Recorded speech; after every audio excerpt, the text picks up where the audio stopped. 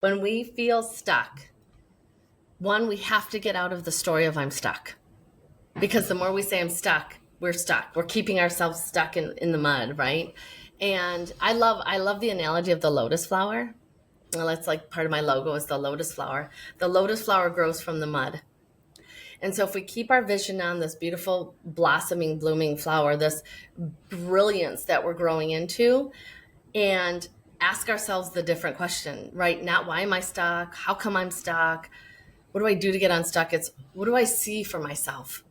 What am I growing into from this? How is this mud helping me to get to where I want to go? Because yeah, we get stuck, but we don't stay there.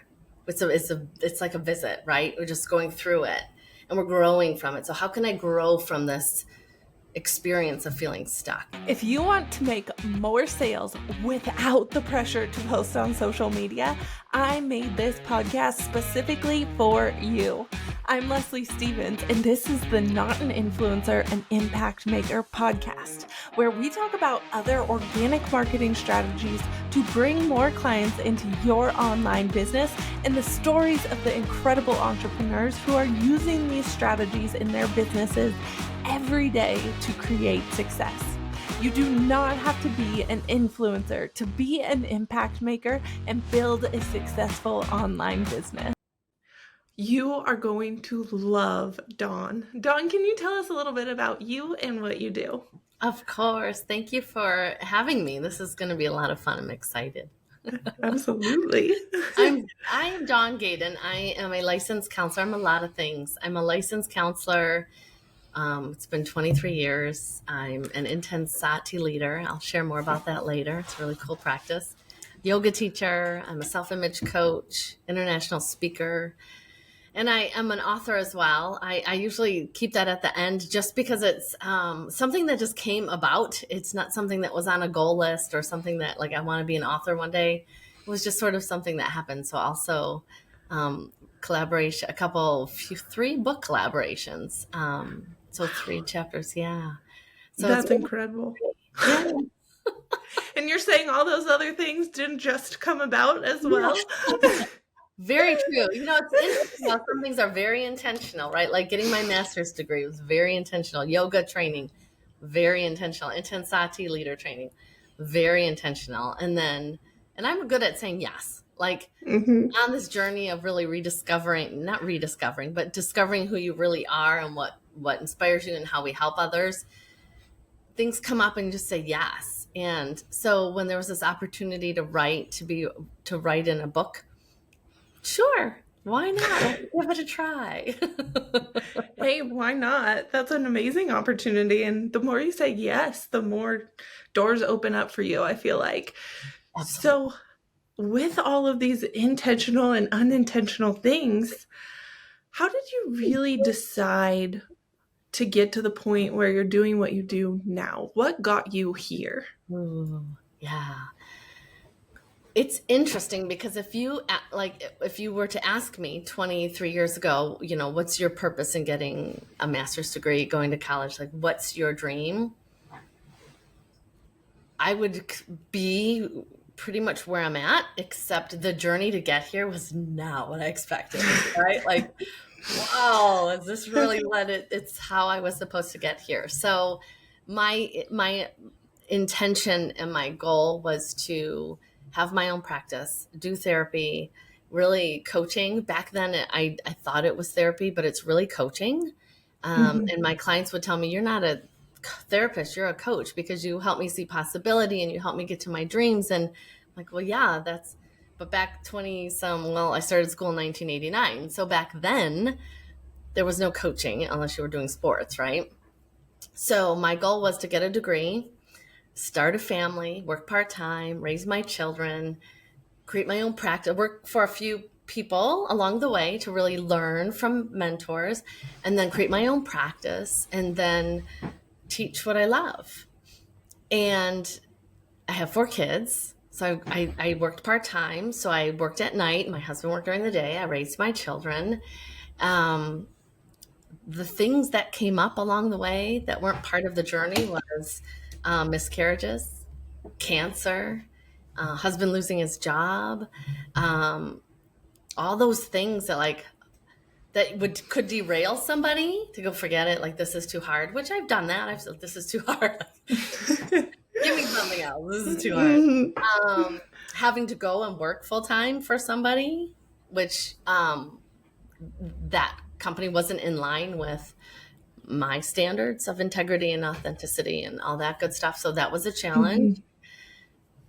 But when I look at now where I'm at now, doing what I do, working for myself, working in a community, connecting with wonderful people like you, speaking on stages, wow, like I guess all those pieces, like we discover something. That's what I teach my clients. There's possibility in every situation. So I know if I take a look, all those situations created a shift for me to see who I needed to become to get to here. Mhm.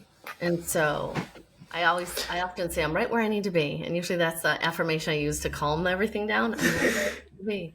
But when I look, I'm like, yeah, I'm right where I need to be. That's such a beautiful perspective because there's no path that's as straight and as straightforward as we want it to be. And that is that is the only thing I'm really 100% confident in. So, did you always kind of have this mindset like when you had to go back and work full time for somebody when the cancer diagnosis showed up, when things just kind of, I want to say, didn't go your way or exactly how you planned it? Did you always have this mindset of, oh, this is just an opportunity for me to learn and get to the next level of who I can be, what the possibilities are? Mhm. Or is that a mindset you really had to develop? Yeah.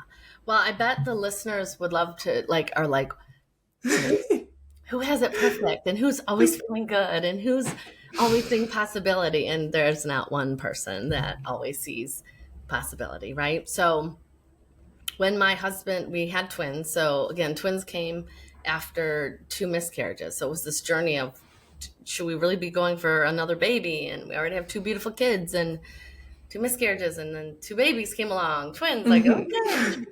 And then the whirlwind, right? Whirlwind. And then that pregnancy was we had some issues, health issues. So there was this possibility they weren't even going to make it. So then there was Mhm. the roller coaster. And then after that, my husband lost his job 6 months later. My husband loses his job. And there's this old self, right? Our old self sneaks up at the best of times and the worst of Oh, times. yes. And that old self was the superhero. I'll take care of it. I'll fix anything. I'm always taking care of things. And so I went out and got that full-time job, which was, again, the work was in mental health. So I knew what I was doing. It was in my field that was going to help me. But the company was just very toxic and destructive. Mhm. And going to get a full-time job was not my idea of a good time. I was supposed to stay home with my kids. I was the mom. I was going to raise my kids. We agreed to this. Well, Mhm. society and all that doesn't always agree with our plans. So in those moments, I mean, I remember crying on the way to the job interview. I remember getting there going, whatever, I don't care. I don't want this job. I hope I don't get it. I answered it was like that was the job I got, right? Because didn't care. I was relaxed. I spoke from my heart, like, yeah, this is what you do, this is what you don't do. And they're like, well, yeah.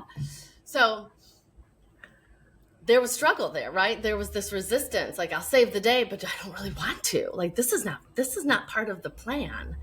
Mhm. But I was putting food on the table for my kids, right? So there was that piece of we have to take care of the family that we've created, and we have to do what we have to do.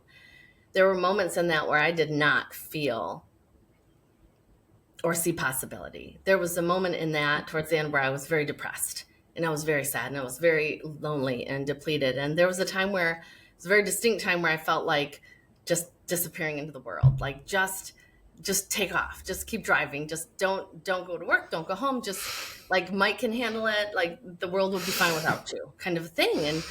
And it was and there was that moment when I had that, and then there was the next moment where it was like, wake up, Dawn, wake up. So Mhm. that possibility in me, that seed that I planted a long time ago, kind of was, here I am. There's got to be another way. There's got to be another way, because it was a low of lows. And it was shortly after that I was diagnosed with cancer. And so I thought, well, really? Like this is the other way? Like this is possibility? Like what's in this? And so I had to take that was really sort of like a wake up. Notice here, what are your opportunities now? Because there wasn't, and I know I would not have left that job if it weren't for cancer. Mm-hmm. I would have stayed in the toxicity to feed my kids. Mm-hmm. I would have let my dreams go to take care of my family.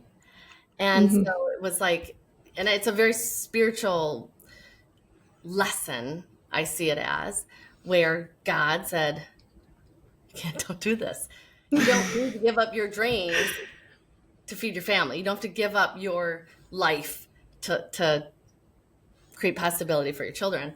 And so it was like, okay, this is my opportunity. And so I quit the job so that I could take care of myself and heal. And again, this is a faith, right? Because my husband still wasn't working. And Mm-hmm. so we had total faith that it's going to work out. It's all going to work out. And it did. I'm here 13 years later, 13 years later. It's working out better than ever before. So we go through those ups and downs, but we have to remember what we want, like from the heart, right? Like we lose track sometimes, but we have to go back to what do I want? What's important to me? It's like, I got to see possibility. I choose to see possibility. I choose to go for what I Mm-hmm. really, really want, even when it means making hard decisions. Mm-hmm. I appreciate so much that you shared that because it's not something people talk about. Yeah. And it's something that's very real. Like, there are going to be things in life, and your responsibilities are going to pull you all sorts of way. And there's really no wrong answer. Right. Like, you are showing up for your family, but you also have dreams. You Mhm. needed to take care of yourself, but you also wanted to make sure like you could do everything. I think we all always want to feel like we can do everything. And honestly, we can. It's just being open to those possibilities. Like you said, like now it's better than ever. But it's getting through those moments. Yeah. And I think a lot of people experience those moments, especially when they're in the midst of building a business and kind of taking that chance on themselves where they have those struggles, they have the hesitations, they can't support a whole family, or they get put in the position where they need to go to another job. But it doesn't always mean, one, that you've failed or that it's not ever going to work out, or that you Mhm. can't keep going and find a way to do the things that you want to do and the things that you have to do. You have to take that space to respect, like, I got a family to take care of. And that's something that I feel like gets pushed off in the entrepreneurial world too. They're like, just quit your job and go all in on yourself. And it's like, realistically, people have responsibilities. We have bills to pay, mouths to feed, like lives to sustain. But Yes. that doesn't mean everything is over. Like, Right. it doesn't mean we're trapped in a job with a culture that we're not aligned to, because that in itself brings a whole different type of energy into your life, which, like, you need to find a life that you want to live Oh yeah. Oh yeah. within all of the chaos that is life. And Right. it's finding those bits and pieces in those moments and doing what you said you did, and just reminding yourself, like, yes, this is a very, very low moment, and there's got to be a different way. There are two sides to the coin, and you don't have to go all the way to the extremes. You don't have to say, oh, I don't have anything, or oh, I have everything in the whole world. There's a middle ground there Mhm. where you can find that flow, and like, you're gonna have to do hard stuff, but the hard stuff is gonna lead to the best stuff in your life if you just keep going. So Mhm. you're never stuck.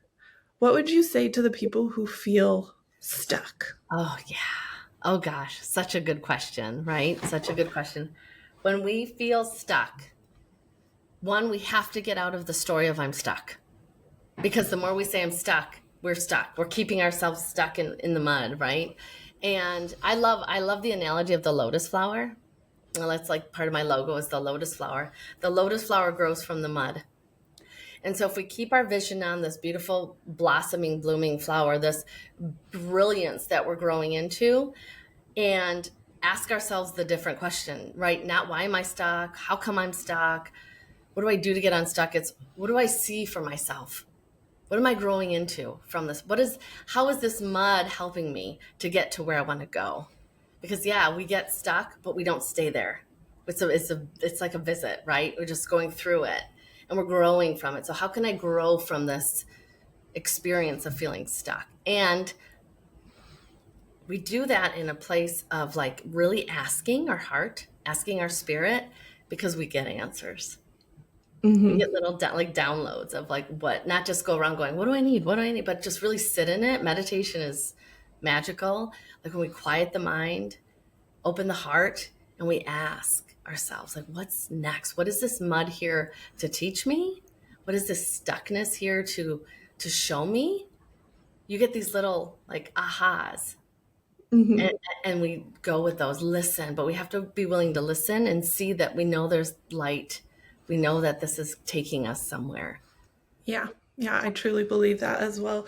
I used to have an extremely negative mindset when I was younger, and Yeah. it's something that you can train yourself to see the possibilities and look for the positive things. Because Mhm. I would always think of the worst situations, everything was bad all the time, and it's because I had trained my mind to find those things. Yeah. You've probably met people who have gone to some amazing place or had some amazing experience and they can find the negative aspect in it. And you need to be able to retrain yourself to find the good things, because if you can train yourself to find the good things, even in those worst moments, you can find that one element, that one positive outlook that can bring you through it. And it's just about starting with the little things, being like, okay, what positive thing happened to me today? Mhm. If you start to find that one thing, I even started writing it down every night, 3 positive things that happened. Yes. I also ask my husband every night, I'm like, what 3 good things happened today? Because he has a tough job. And I noticed that helps transition him out of his workplace environment and into the home environment by shifting that focus into like, okay, today wasn't as bad as I thought it was. Like, what are the good things? And then you start to notice those things throughout your day because you're anticipating being like, I've got to tell them what my 3 good things were today. I got to keep it that in mind as I go throughout my day. And you'll find far more than just 3 positive things. Are there any practices that like you use to keep yourself in those kind of positive outlooks and positive moments? Oh yeah. Oh yeah. And it's so funny because it's if we really think about it, it makes so much sense, right? Whatever we focus on, we're going to get. Whatever we put Mm-hmm. our attention on, we see. So if we're looking for the black clouds, we're going to get those. And if we look at the silver linings and all the green lights, we're going to get those. And so it's really but it's practice. So the mind, like I call it flexing the muscle of the mind, the parts of the Mm-hmm. brain that we want to put into to practice. The fight or flight, that stress response, we don't need it. We don't need it unless the house is really burning down, which is usually not. And we don't need to get ourselves out of stress when it's just an imagined stress. So we have to remember that this our society has trained us to have this high alert on all the time, and then it goes haywire, and then we don't get to see the good. And so daily writing is one of my favorites. I have a morning practice I do with a group actually, first thing in the morning, and we write our gratitudes, similar to what you were saying, and what we love. What do I want to see happen Mm-hmm. today? What would I love to experience today? And another thing I did for us, our family recently, is I have many affirmation cards. So there's from many different authors and spiritual speakers, Wayne Dyer, Louise Hay, Chris Carr, Danielle Laporte. So I have like 4 or 5 decks and I threw them all in a big bowl, put them on the counter. And so when we're standing around the kitchen chatting, I'll say, grab a card. So I'll have my husband grab a card and he reads the affirmation, my kids. And it always gets us to think about something different. And so, Mm-hmm. and it's so powerful. And then writing, I teach this a lot to my clients. What went well? What went well today? Because we typically go back and look at, well, I should have did this. I should have done that. Why didn't I do this? What went wrong? And then guess what happens? We're programming to look for what went wrong the next day. And so Mm-hmm. if we end our day with what went well, or the gratitudes, or what did I love, we start to feel, and we feel it, right? Because the key is the feeling, right? We have to Mm-hmm. feel it to create it. And so we start to feel, oh, this went well. It was so fun.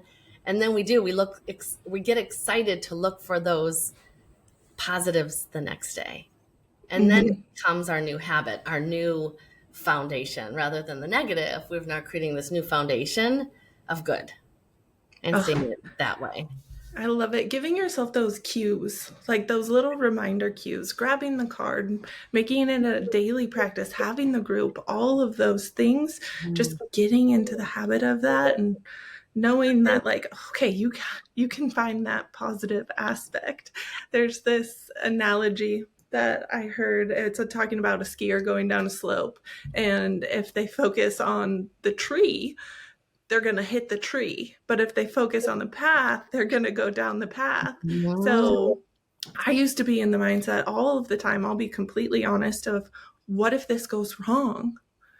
And guess what? A lot of things went wrong. So I found out exactly what would happen if things went wrong. So I started to think, okay, what if things go right?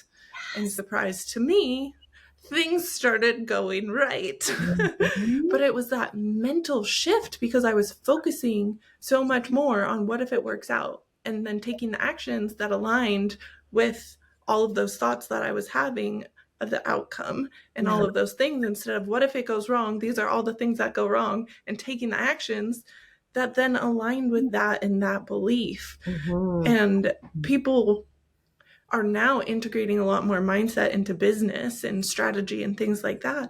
But it is, you truly take the actions that align with your thoughts. So Yes. you have to take control of your mind and not let your mind control you, which Yeah. is, it's not easy, but it's just like working out. Yeah. It's working out that muscle, which is perfect. And I love how you integrate in yoga and intensity, correct? Can you Mhm. tell us a little bit more of that and those aspects? Because I know that ties into mindset as well. Yes. Oh, it's all, yeah, all about it. And you made a really good point, which was the action follows thought. When we change our Mm-hmm. mindset, then we show up differently.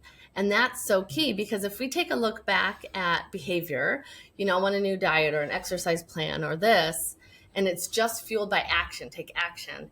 That's when people's habits don't become their new reality because their mindset is still, I'm not good enough. I'm not smart enough. I'm not strong enough. What if I can't do it? So we have to shift the mindset first. And then we fuel, and there's like a loop, right? Our emotions and our thoughts, right? This loop. What comes first? I don't know. Sometimes I Mm-hmm. say the thought comes first because it's easier for us. Some people say, I feel it first. Great. Okay, what are the thoughts that we tie with that feeling? And so in the practice that I teach called intensati, it is movement with mantras and meditation and music. And so we're doing it all in a class. So we're moving with these powerful positive words. Everyone leaves class feeling better. I've had people show up in class very upset, very sad, very for good reasons, right? Circumstantial things, leave there feeling empowered. My head is clear. I know what decision I need to make now. Because it's just like with yoga, it's a practice. And so Mm-hmm. in an intensati class, we get to move the body in a way that feels confident, strong, empowered, happy, and use powerful words like I'm powerful beyond measure, I'm stronger than I think. And we pair those words with movement, like, oh, this is what it can feel like if I'm out in the world and I have to make decisions, feel confident. Or if I have to present at work, I can bring this energy with me. I feel confident, strong. And so it's the practice of embodying the emotions and the thoughts and then moving the body in that way. So we practice and then we can take it out into the world. Mm-hmm. Yeah. Ugh, I love it because Fun. how we put our body in the physical state makes a huge difference to the way we think. And then integrating those two together is extremely powerful because they've even done research on like your posture and the way you stand. You'll feel more confident. The whole saying, you look good, you feel good, it's totally true. And I Yes. remember when I was doing my master's degree, defending my thesis, my advisor told me that I just need to go out into the hallway, stand up straight, put my hands on my hip, and do that superhero pose, and just take a deep breath and then come in there and give that presentation. And I think that was the best presentation I have ever given. And it just took a moment and taking a breath and getting myself in the right state. So when you do that repeatedly over time, that becomes your normal state.